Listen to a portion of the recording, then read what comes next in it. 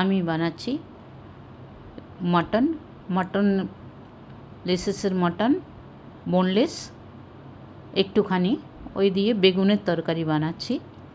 বেগুন, একটা আলু, মটনের টুকরোগুলো দিয়ে দিলাম ছোটো ছোটো টুকরো করে, পেঁয়াজ একটা কেটে দিয়ে দিয়েছি, এটা রসুনটা একটু বেশি দিয়েছি।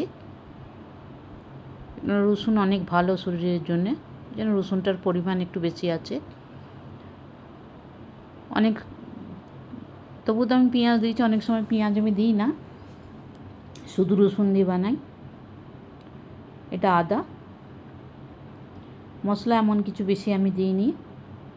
খেতে খুব সুন্দর হয়েছিল, একবার আপনারাও বানিয়ে দেখুন, খেতে খুব ভালো লাগে। বেগুন দিয়ে মটনের তরকারি।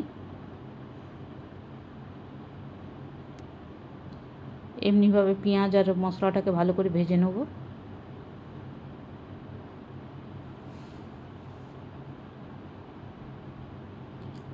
যেহেতু বোনলেস আর লেসেসে এমনি সেদ্ধ হয়ে যায়, আলাদা কুকারে দেওয়ার দরকার নেই, কিছু সোডা ফোডা কিছু দেওয়ার দরকার নেই, এমনি সেদ্ধ হয়ে যায়। রসুনটা আগে ভাজা হয়ে গেছে, সব কিছুই ভাজা হয়ে গেছে। টমেটো আর কাঁচা লঙ্কা, আপনারা এত কাঁচা লঙ্কা দেখে ভাবছেন প্রচুর ঝাল হবে হয়তো, কিন্তু কাঁচা লঙ্কাগুলো একটুও ঝাল নেই, তাই অনেকগুলো দিয়ে ফেলেছি।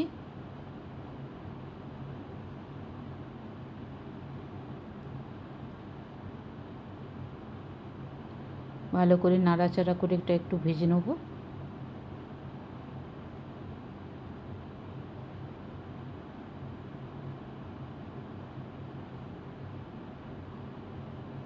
খেতে খুবই ভালো, সুস্বাদু, খুব ভালো হয়েছিল।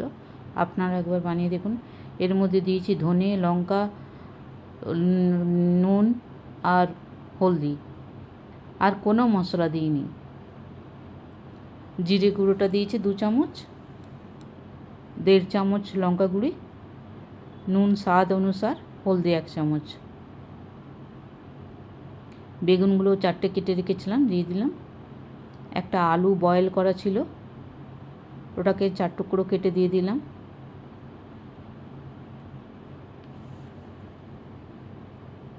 একটু জল দিতে হবে সিদ্ধ করার জন্যে।